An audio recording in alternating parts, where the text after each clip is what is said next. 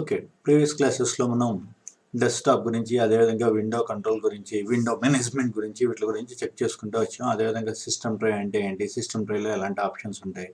Date and time అంటే regional settings గురించి, ఆటోమేటిక్‌గా టైమ్ సింక్రనైజేషన్ ఎలా అవుతుంది? అదేవిధంగా జీఎంటీ అంటే ఏంటి? ఈ జీఎంటీని మన ఇండియన్ జీఎంటీని ఏ విధంగా సెలెక్ట్ చేసుకోవాలి? అదేవిధంగా వైరస్ అంటే ఏంటి? వైరస్‌ని ప్రివెంట్ చేయడానికి ఈ యాంటీవైరస్ ఏ విధంగా వర్క్ చేస్తుంది? అదేవిధంగా వాల్యూమ్ కంట్రోల్స్ గురించి, క్లౌడ్ టెక్నాలజీ మన సిస్టంలో ఏ ఫైల్స్‌ని సేవ్ చేసినప్పటికీ కూడా వాటిని by mistake hard disk fail అయినా, లేకపోతే సిస్టమ్ అవైలబిలిటీ లేకపోయినా ఇబ్బంది పడకుండా మనం క్లౌడ్‌లో సేవ్ చేసుకున్నట్లయితే గనక, మీరు ఏ సిస్టమ్ నుంచైనా ఈవెన్ ఫోన్ నుంచైనా కూడా మీ డేటా ఫైల్స్‌ని ఏ విధంగా యాక్సెస్ చేయొచ్చు. వాటి గురించి అదేవిధంగా నెట్వర్క్ కనెక్ట్ అయ్యి ఉందా లేదా? ఒకవేళ అది వైఫైలో ఉందా? ల్యాన్‌లో ఉందా?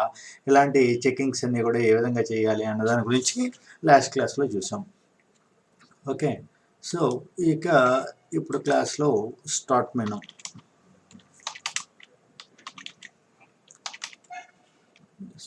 ఇక్కడ లాంగ్వేజ్ ఆప్షన్ మారింది చూడండి. ఓకే.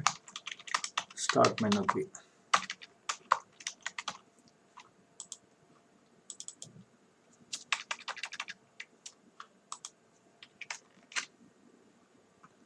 ఓకే. మీకు కీబోర్డ్‌లో ఈ కంట్రోల్‌కి, ఆల్ట్‌కి మధ్యలో ఉంది చూసారా? దీన్ని ఇది హైలైట్ చేస్తుంది చూడండి.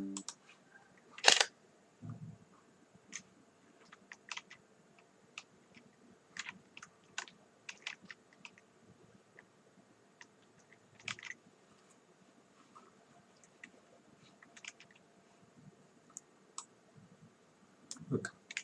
ఈ కీ ఏదైతే ఉందో దీన్ని స్టార్ట్ మెనూ కీ అంటాం. మీ కీబోర్డ్‌లో మీరు ఇది ప్రెస్ చేసినట్లయితే కనుక ఇక్కడ స్టార్ట్ మెనూ కీ అనేది ఓపెన్ అవుతుంది. ఇదివరకు మనం చెప్పుకున్నట్లు ఈ వెర్షన్స్‌లో ఉన్న డిఫరెన్స్ వల్ల మీకు ఈ ఇంటర్ఫేస్ ఇలా డిఫరెంట్‌గా ఉంటది.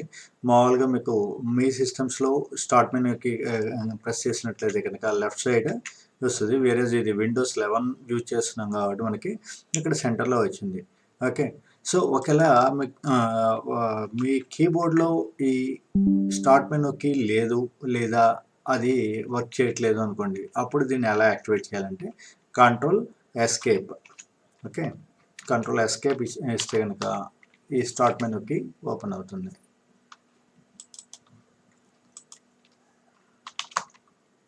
To open the start menu key, 2 methods. First one ఏంటి? స్టార్ట్ మెనూ కీ అని చెప్పి ప్రతి కీబోర్డ్లో ఇప్పుడు వచ్చే అన్ని కీబోర్డ్స్లో కూడా కంపల్సరీ లేటెస్ట్ కీబోర్డ్స్ అన్నిట్లో కూడా ఈ కంట్రోల్కి, ఆల్ట్కి ఈ మధ్యలో ఖచ్చితంగా ఈ స్టార్ట్ మెనూ కీ ఉంటుంది. ఇది కంట్రోల్ కీ అంటాం, ఇది ఆల్ట్ కీ అంటాం.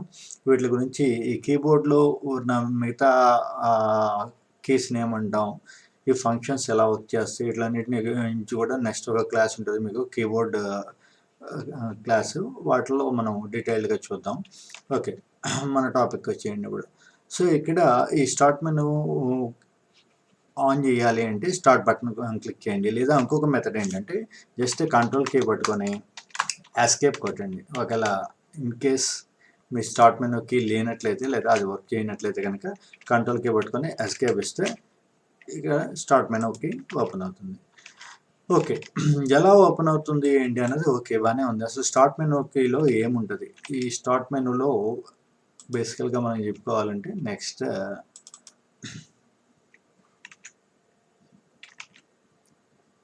సెర్చ్, అదేవిధంగా ప్రోగ్రామ్స్ ఆర్ అప్లికేషన్స్. మనకి కావాల్సిన అప్లికేషన్స్ అన్నీ కూడా ఈ స్టార్ట్ మెనూ కీలోనే స్టార్ట్ మెనూలోనే డిస్ప్లే అవుతూ ఉంటాయి. అదేవిధంగా next one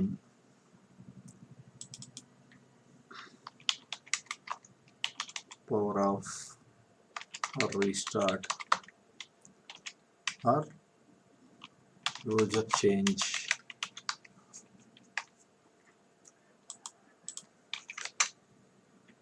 okay. First of all applications గురించి చూద్దాం.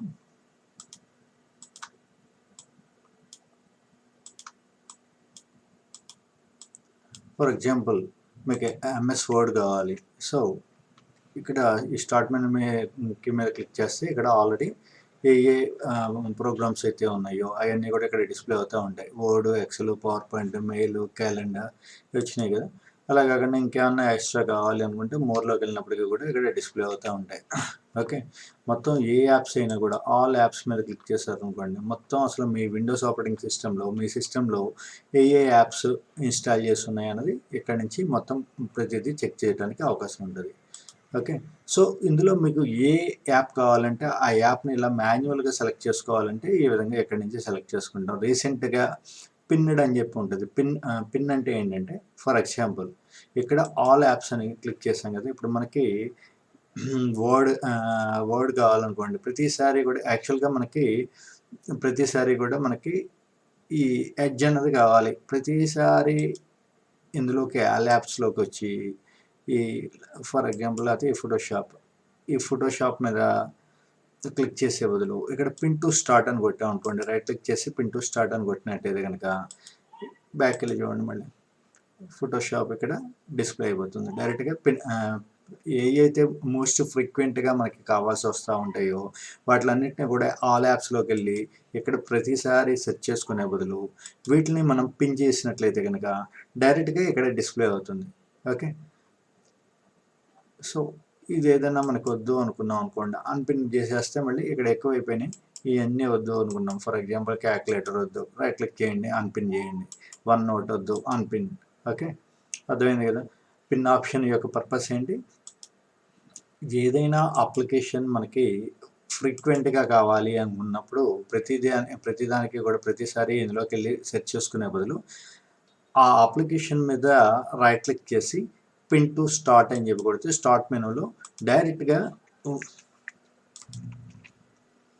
ఇక్కడ డిస్ప్లే అవుతుంది. అయితే దీనికన్నా కూడా ఇంకా ఈజీ మెథడ్ ఏంటంటే, ఎదుర్కొంటే ఇలా డిస్ప్లే చేసుకున్నా కూడా ఇక్కడ సెర్చ్ చేయాలి కదా. ఇదంతా చేసే బదులు డైరెక్ట్గా మీరు ఫోటోషాప్ కావాలనుకోండి, డైరెక్ట్గా ఫోటోషాప్ అని చెప్పి ఇలా జస్ట్ ఫోటో అనుకోవటం కాకపోతే అసలు ఫోటో అన్న వర్డ్ మీద ఎన్ని అయితే ఉన్నాయో అన్నీ కూడా ఇక్కడ డిస్ప్లే అయిపోతూ ఉంటాయి. ఫర్ ఎగ్జాంపుల్ ఇక్కడ చూడండి, ఎడా ఫోటోషాప్ 7, ఎడా ఫోటోషాప్ 2021 ఫొటోస్ ఇలా వచ్చేస్తాయి. ఇది సెర్చ్ ఆప్షన్. అంటే మాన్యువల్గా మీరు అప్లికేషన్స్ని సెర్చ్ చేసుకునే బదులు ఇది డిఫాల్ట్గా ఈ సెర్చ్లో డైరెక్ట్గా టైప్ చేసేసినట్లయితే కనుక ఆ అప్లికేషన్ డైరెక్ట్గా ఓపెన్ అవుతుంది. ఓకే, అయితే దీనికన్నా ఇంకొక మెథడ్ కూడా ఉంటుంది. అదే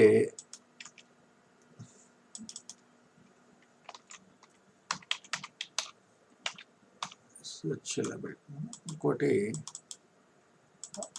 రన్ బాక్స్.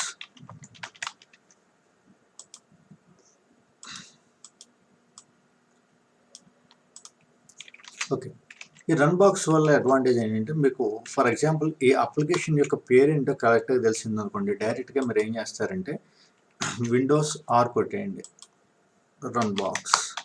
ఇది యాక్టివేట్ అవ్వడానికి కమాండ్ ఏంటి, విండోస్కి ప్లస్ ఆర్.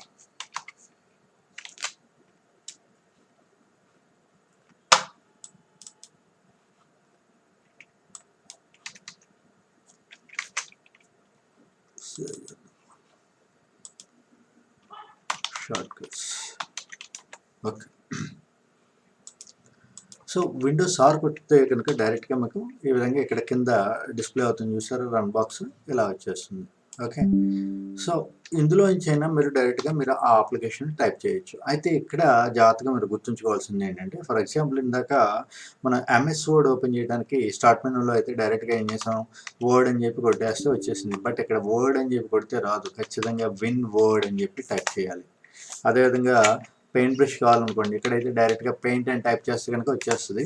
వేరే విండోస్ ఆర్ కొట్టినప్పుడు ఖచ్చితంగా మీరు అయితే ఇక్కడ పెయింట్ అన్నది చూడండి, పెయింట్ అని కొడితే వచ్చింది, రాలేదు కదా. కానీ పెయింట్కి ఇక్కడ పీ బ్రష్ అని చెప్పి కొడితేనే వస్తుంది.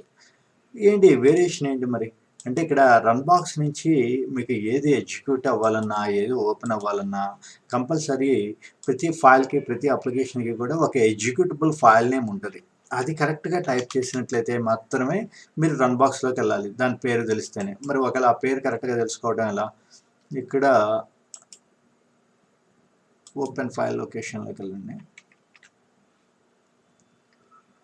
ఓపెన్ ఫైల్ లొకేషన్లోకి వెళ్ళి స్టార్ట్ మెనూలో ఈ ఓపెన్ ఫైల్ లొకేషన్లోకి వచ్చాం కదా. ఇప్పుడు ఎక్సెల్ అని టైప్ చేసాము. ఈ ఎక్సెల్ యొక్క పేరు కరెక్ట్గా ఏది ఉంది, లేకపోతే వర్డే చూద్దాం.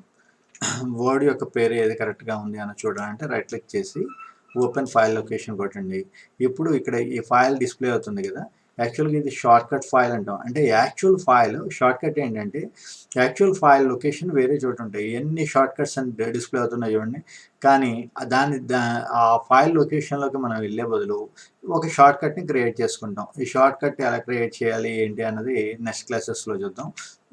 జస్ట్ చూడండి, ఫర్ ఎగ్జాంపుల్ ఇక్కడ ఫైల్ ఉంది కదా, హెచ్డిఎఫ్సి అని ఏదో ఉంది. సో ఇక్కడ మనం రైట్ క్లిక్ చేసి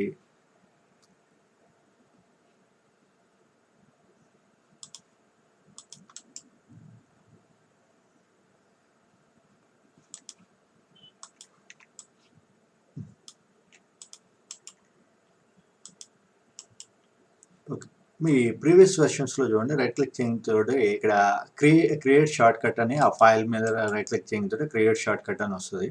సో ఆ క్రియేట్ షార్ట్ కట్ అన్న కమాండ్ తీసుకున్నట్లయితే కనుక ఆటోమేటిక్గా అది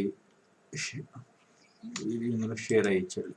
okay, so create short cut మీద క్లిక్ చేస్తే ఆ షార్ట్ కట్ ఫైల్ ఇక్కడ క్రియేట్ అవుతుంది. ఓకే, ఇప్పుడు మరి అసలు ఎగ్జిక్యూటబుల్ ఫైల్ నేమ్ ఏంటి అనేది చెక్ చేయాలి. మన టాస్క్ అదే కదా. సో ఇప్పుడు దీని మీద ఏం చేస్తారంటే ఈ ఐకాన్ మీద రైట్ క్లిక్ చేసి ప్రాపర్టీస్లోకి వెళ్ళండి. అప్పుడు ఇక్కడ ఈ ఫైల్ నేమ్ కనబడుతుంది చూడండి. ఏమైనా ఇచ్చాడు, winword.exe ఎగ్జిక్యూటబుల్ ఫైల్. మెయిన్ ఈ ఎగ్జిక్యూటబుల్ ఫైల్ నేమ్ ఇస్తే మాత్రమే winwordలో ఈ ఫైల్ అనేది ఓపెన్ అవడం అనేది జరుగుతుంది. ఓకే.